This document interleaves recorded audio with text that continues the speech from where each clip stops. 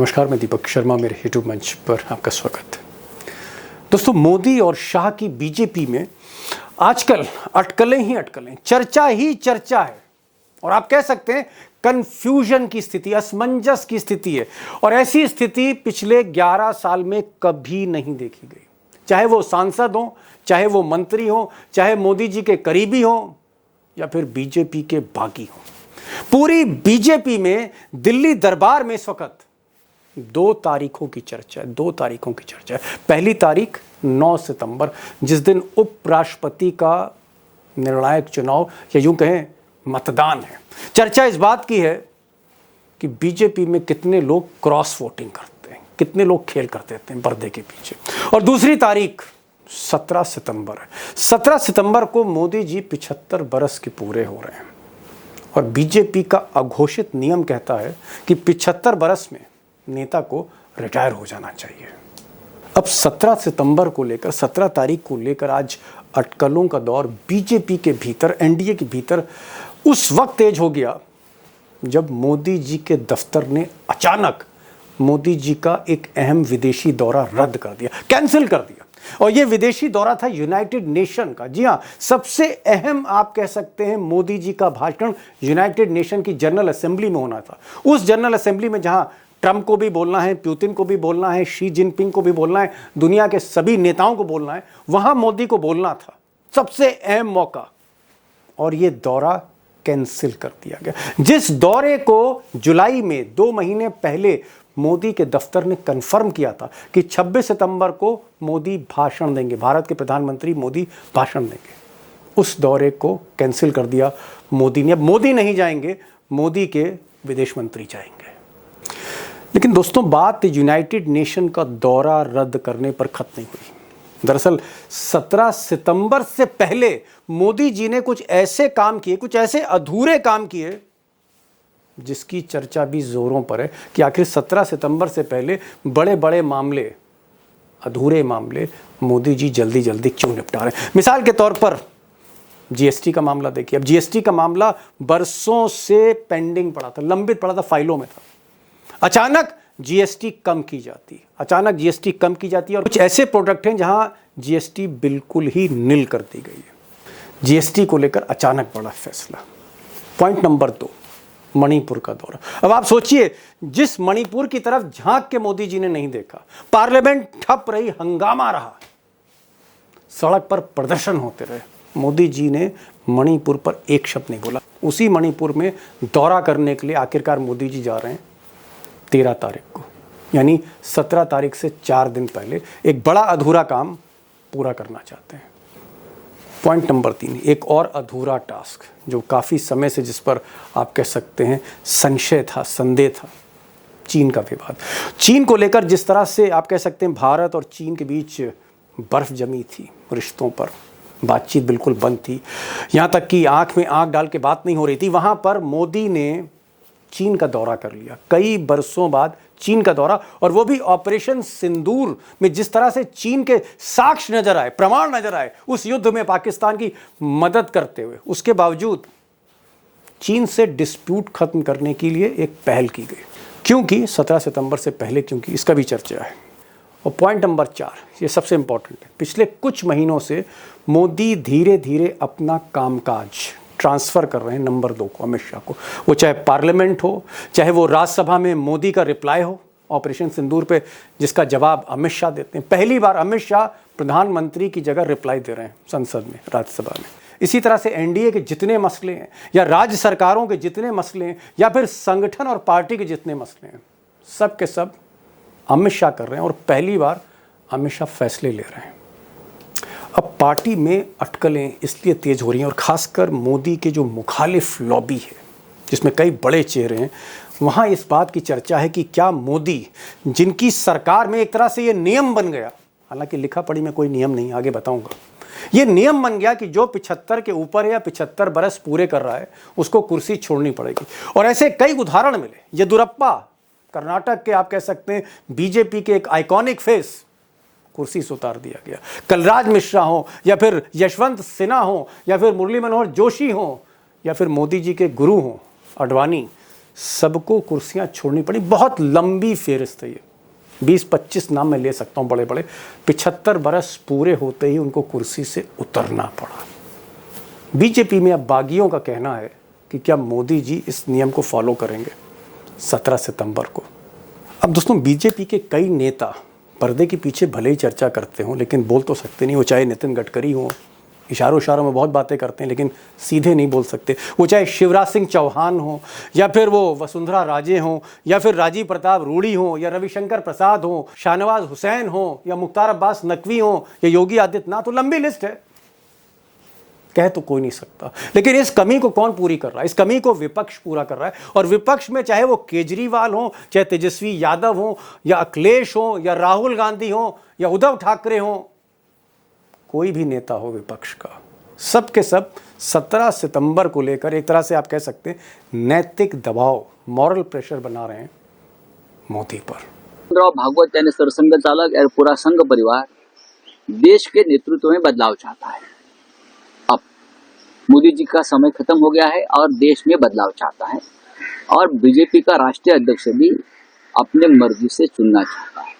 अब दोस्तों, भले ही विपक्ष के नेता एक एक करके 17 तारीख की याद मोदी जी को दिलाएं, मोदी 75 बरस के पूरे हो रहे हैं, ये बात बताई जाए, रिटायरमेंट की बात बताई जाए, मोहन भागवत की तरफ इशारा किया, ये सब चीज़ें हो रही हैं। और जो बीजेपी के बागी हैं वो भी मौके का इंतजार कर रहे हैं।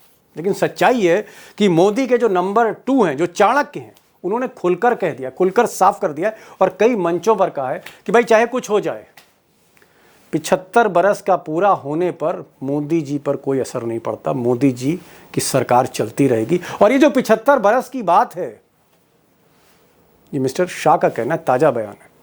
ये कहीं बीजेपी के संविधान में ऐसा कुछ नहीं लिखा हुआ है, ये तो सिर्फ एक जुमला ही था। पूरे इंडिया अलायंस को कहना चाहता हूं, मोदी जी 75 साल के हो जाए, इससे आपको आनंदित होने की जरूरत नहीं है। ये भारतीय जनता पार्टी के संविधान में कहीं नहीं लिखा है।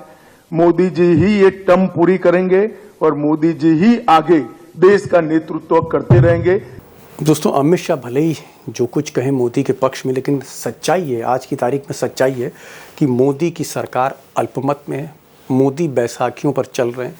मोदी की जो 240 सांसद थे अल्पमत में थे, एक भी सीट का इजाफा नहीं हुआ है। पिछले साल भर से ज़्यादा का वक्त हो गया है। 240 थे वो 4 जून को, 240 आज भी हैं अल्पमत में। दूसरी बात, मोदी हर तरह के प्रेशर से घिरते जा रहे हैं। वो चाहे विदेश नीति को लेकर हो, या अर्थनीति को लेकर हो, या डोमेस्टिक पॉलिटिक्स हो, या विपक्ष का प्रेशर हो, या संसद नहीं चल रही हो, चाहे वो वोट चोरी का मुद्दा हो, जितने भी मुद्दे हैं मोदी घिरते ही चले जा रहे हैं। और बिहार में जो चुनाव है अक्टूबर नवंबर में, जहां पर यह कहा जा रहा है कि मोदी जी कमज़ोर ज़मीन पर है, एनडीए कमज़ोर ज़मीन पर है, अगर बिहार का चुनाव मोदी के हाथ से निकलता है तो ये स्थितियां और ज़्यादा खराब हो, यानी जो दबाव है और भी ज़्यादा मोदी पर होगा। लेकिन सवाल इस बात का है कि आगे का रास्ता भले कांटों भरा सफ़र हो, मुश्किल सफ़र हो, मोदी जी को ही तय करना है, मोदी को ही तय करना है। रिटायरमेंट का डिसीजन मोदी को ही लेना है, प्राइम मिनिस्टर को ही लेना है। 17 तारीख को वो रिटायर होते हैं या कुर्सी से चिपके रहते हैं, ये मोदी को डिसाइड करना है। और शायद इसीलिए, क्योंकि ये डिसीजन मोदी को लेना है, बीजेपी में किसी भी, चाहे आप किसी भी नेता से बात करें, चाहे किसी सांसद से बात करें, मंत्री से बात करें, किसी को नहीं मालूम कि मोदी 17 तारीख को क्या फैसला करेंगे, क्या डिसाइड करेंगे। वैसे भी इस पर मेरा टेक ये है कि मोदी का ये इंडिविजुअल डिसीजन है। और मुझे ऐसा लगता है, लाल किले की स्पीच से लेकर उनकी कई और ऐसे भाषण हैं जहां मोदी आगे के 5 साल का प्लान बना रहे हैं। मोदी जैसा शख्स इतनी आसानी से, इतनी सहजता से कुर्सी छोड़ दे कि 75 बरस के होने पर बीजेपी के नेता को रिटायर होना चाहिए, तो फिर वो मोदी नहीं है। अब दोस्तों, मोदी क्या करने जा रहे हैं तो 17 सितंबर को ही पता लगेगा। कोई नहीं बता सकता मोदी के अलावा। मुझे लगता है अमित शाह भी नहीं बता सकते कि 17 सितंबर को मोदी क्या करेंगे। लेकिन दिन भर आज बीजेपी में जो चर्चा रही, चाहे वो मंत्री हों, सांसद हों, या फिर बीजेपी के बागी नेता हों, इनमें आज ये चर्चा रही कि कुछ ना कुछ बड़ा हो सकता है 17 तारीख को। क्या होगा मैं फिर कह रहा हूँ, मैं नहीं बता सकता। लेकिन 2 खास मेहमान आज मैंने बुलाए हैं, उमाकांत और अभिषेक को। दोनों ही बीजेपी के कई नेताओं से मिले, खासकर बागी नेताओं से मिले, उमाकांत जी की कई सांसदों से बात हुई। इन दोनों को जरा आप सुनिए, आपको एक पल्स पता लगेगी, नब्ज पता लगेगी कि बीजेपी में इस वक्त बेचैनी कितनी है। और इससे भी बड़ी बात, शाह और मोदी इतना घबराए क्यों है? आखिर 17 तारीख ही तो है। लखना साहब, आपकी कई नेताओं से बीजेपी की आज बात हुई और कल भी बात हुई थी आपकी। तमाम बड़े नेता हैं आपके, उत्तराखंड के, उत्तर प्रदेश, सबसे बातचीत हो रही है और बड़ी चर्चा भी जोरों से है कि भाई 17 सितंबर को कुछ भी मोदी जी कर सकते हैं।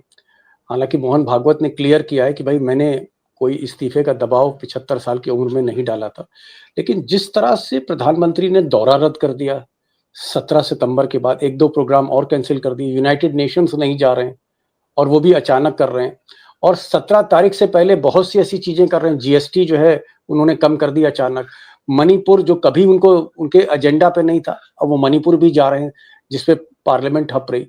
ये जो नेता क्या बोल रहे हैं, क्या मोदी रिजाइन कर सकते हैं और एक बड़ी लकीर खींच सकते हैं? 75 साल की नियम तो एक तरह से भले ही अघोषित था, बनाया तो नियम मोदी जी नहीं था, और लागू भले ही अपने राजनीतिक शस्त्रों पे किया हो, अपने राजनीतिक दुश्मनों पे किया हो पार्टी पर, लेकिन नियम तो मोदी जी का था। ऐसा तो नहीं कि वाकई 17 सितंबर को हैप्पी बर्थडे वाले दिन मोदी जी कोई बड़ा अनाउंसमेंट कर दें? देखिए, एक बात बहुत साफ है, भारतीय जनता पार्टी के जो मेंबर ऑफ पार्लियामेंट हो या एक्सएमपी हो, पार्टी के कैडर हो, उनके दिमाग में चीजें तो बहुत सारी पक रही है, लेकिन कोई मुंह खोलने को तैयार नहीं है।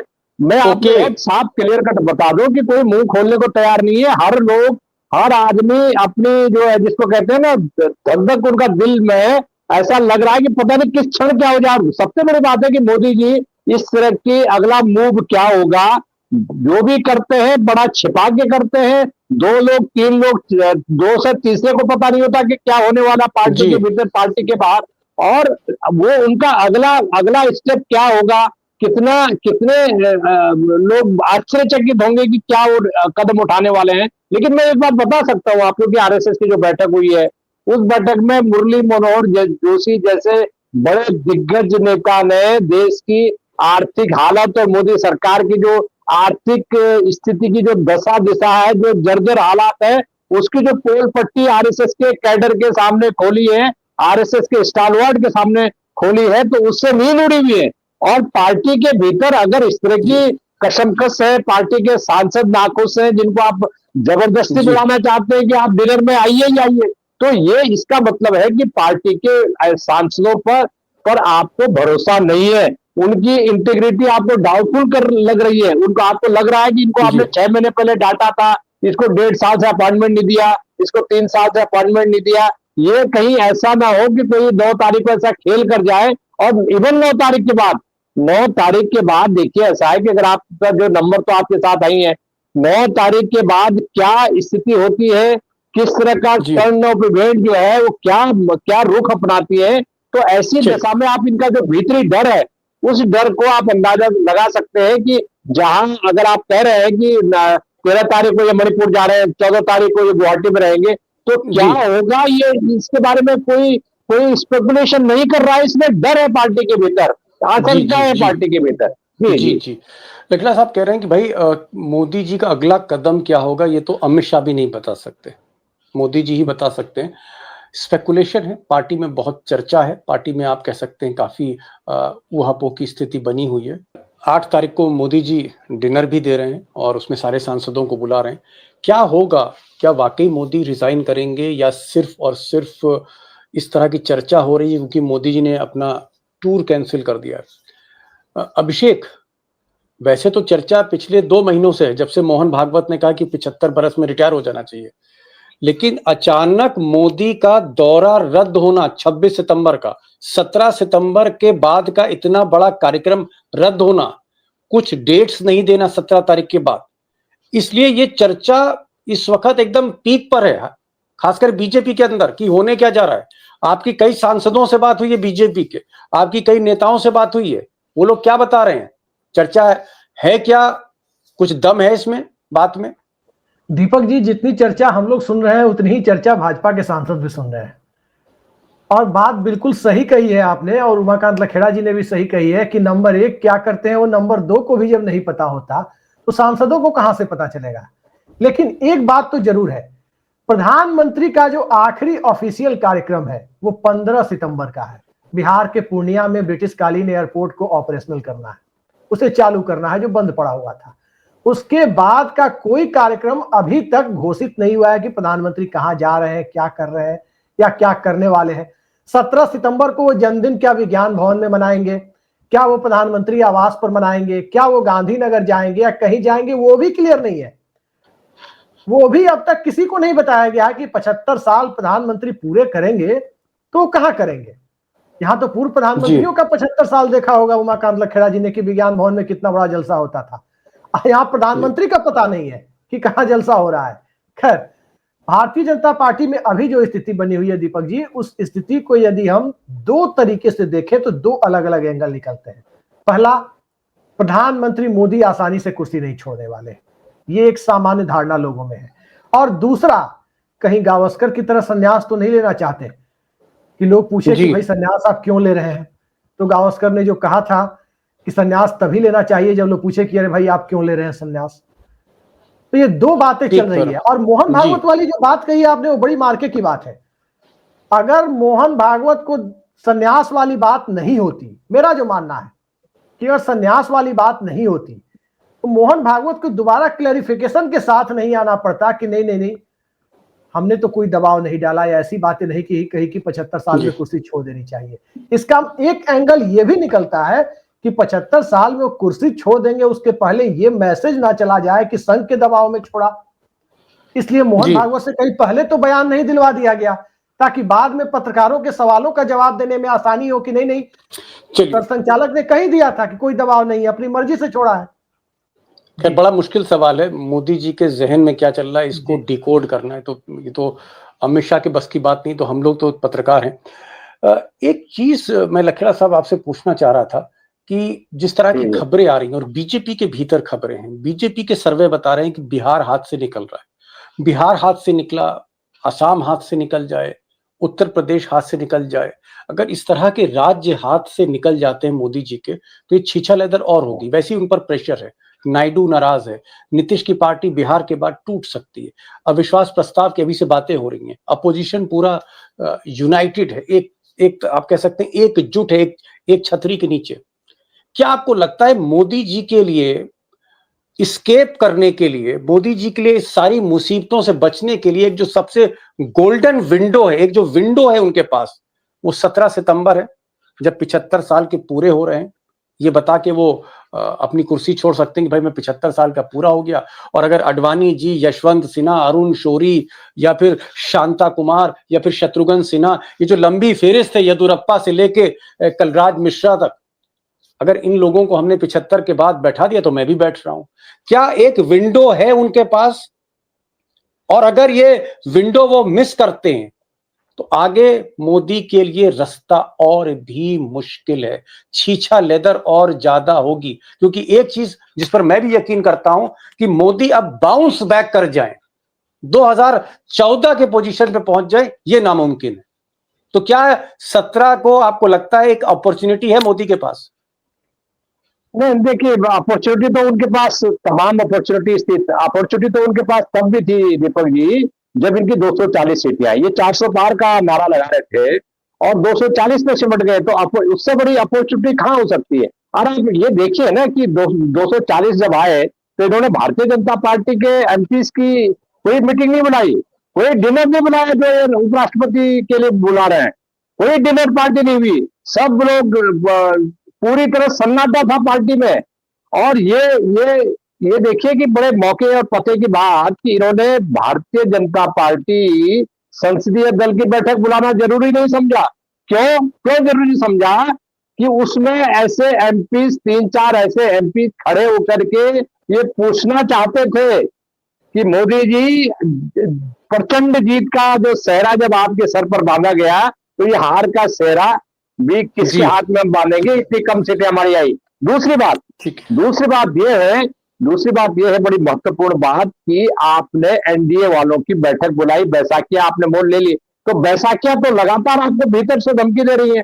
तो ये सारी जी। चुनौतियां आने वाले दिनों में आने वाली है। मैं आपको बहुत बता रहा हूं कि मुझे नहीं लगता कि ये इस्तीफा देंगे, नहीं देंगे, लेकिन जो भी देंगे, इनको एक बात बहुत सता रही है कि इस्तीफा देने के बाद ये जाएंगे कहां, क्योंकि इनके तो इतने छिछाले दर होगी उसके बाद। इन्होंने ऐसे ऐसे काम कर रखे हैं, इतने बड़े बड़े काम कर रखे हैं, तो लोग तो छोड़ने वाले हैं नहीं। लोग तो जाएंगे, कोर्ट का सहारा लेंगे, कुछ ना कुछ सहारा लेंगे।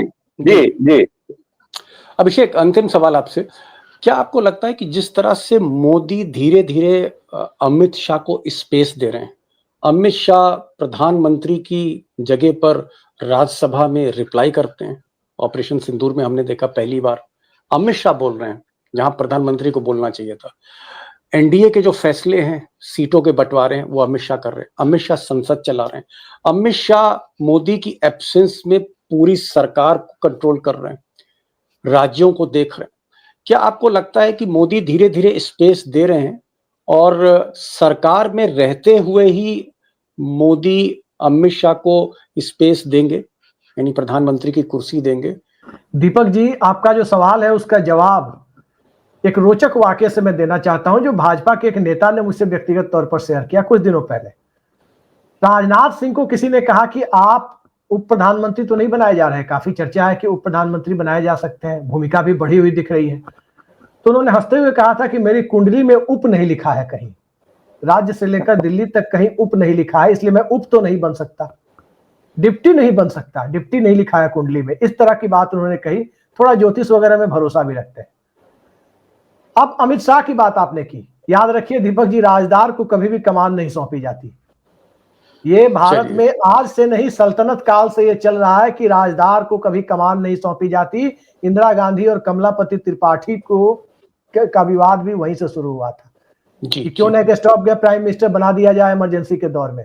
कभी अमित शाह पर को नरेंद्र मोदी प्रधानमंत्री बना देंगे, ये मैं नहीं मान सकता कि नरेंद्र मोदी अमित शाह को बना दे। हो सकता है वो दलित प्रधानमंत्री का कार्ड खेल दे, ये क्रेडिट भी लेते जाए जाते जाते कि हमने दलित को इस देश का पहला प्रधानमंत्री बनाया। अभिषेक बाबू जो हैं वो सिरे से खारिज कर रहे हैं मेरे सवाल को, मानते ही नहीं है कि मोदी के बाद अमित शाह होंगे, यानी नंबर 1 के बाद नंबर 2 कुर्सी पर बैठे प्रधानमंत्री की इस तरह की संभावनाओं को खारिज करा और अपना लॉजिक भी उन्होंने दिया। एक अंतिम सवाल मैं पूछना चाह रहा हूं लखेड़ा साहब, सिर्फ 30 सेकंड का वक्त है, इसका ध्यान रखिएगा। क्या आपको लगता है मोदी इस वक्त प्रेशर में है और ये प्रेशर बढ़ता चला जा रहा है? बहुत से कारण है, मैं गिनाना नहीं चाहता, लेकिन अगर बिहार चुनाव हारते हैं, जेडीयू में टूट होती है नीतीश कुमार की कुर्सी छोड़ते ही, तो क्या आपको लगता है कि नायडू बाबू मौके के इंतजार में है? क्या आपको लगता है चिराग पासवान भी खेल पलट सकते हैं? क्या बिहार हारने के बाद मोदी जी की स्थिति 17 सितंबर से कहीं ज्यादा इंपॉर्टेंट बिहार चुनाव के नतीजे हैं? November is more important than September. 30 second. देखिए, बिहार हारने के बाद तो एक नया तूफान खड़ा होने वाला है। और मैं आपको बता रहा हूं कि बिहार हारने का मतलब है कि आरोप प्रत्यारोप होंगे कि हार की जिम्मेदारी फिक्स की जाए। भाई, आपने बिहार बंद में कहा मोदी जी की माता जी के नाम पर आपने कंपेयर करने की शुरू की, तो ये जो चीजें हुई है ये आपकी हार में जुड़ेंगी नहीं ये चीजें कि भाई जनता नाराज थी और जनता आपके साथ नहीं थी, आप हार गए। मोदी तभी तो कह रहा हूं कि अगर मोदी जी के नाम पर आप चुनाव जीतते हैं तो मोदी जी के नाम पर हारेंगे तो फिर झगड़ा फसाद होंगे ना। जेडीयू का कोई आइडियोलॉजिकल कमिटमेंट तो बीजेपी के साथ है नहीं, वो तो वहां तो बिखराव होगा और वहां बिखराव होगा तो चंद्रबाबू नायडू तैयार बैठे हुए, वो कभी क्या करेंगे तो पहले से बता चुके हैं। मैं बिहार चुनाव की इंतजार कर रहा हूँ जी। ओके।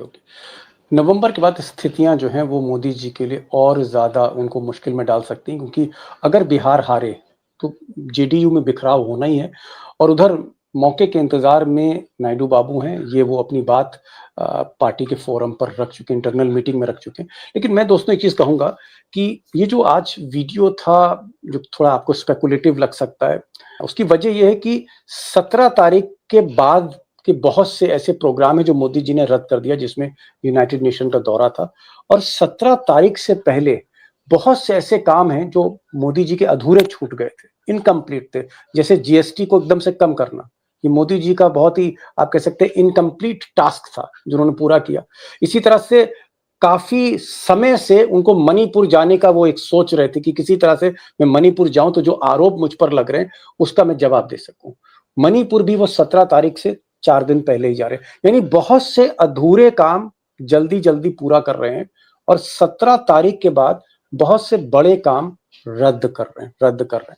अब इसका क्या मतलब है ये तो मोदी ही बता सकते हैं। वैसे भी ये एक बहुत पर्सनल इशू है।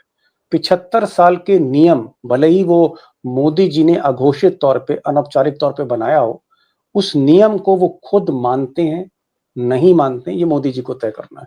हम जैसे पत्रकारों को तय नहीं करना। ये खबर सिर्फ मैं इसलिए आपके सामने लाया क्योंकि चर्चा बीजेपी में भी है, चर्चा एनडीए में भी है कि जिस तरह मोदी ने दौरा रद्द किया 17 तारीख के बाद यूनाइटेड नेशन का, इस चर्चा को और बल मिला। देखते हैं आगे क्या होगा, वो तो 17 तारीख को ही पता लगेगा। लखड़ा साहब, आप आए इस प्रोग्राम में, बहुत बहुत शुक्रिया। अभिषेक बाबू, आप इस प्रोग्राम में बहुत बहुत शुक्रिया। Thank you so much.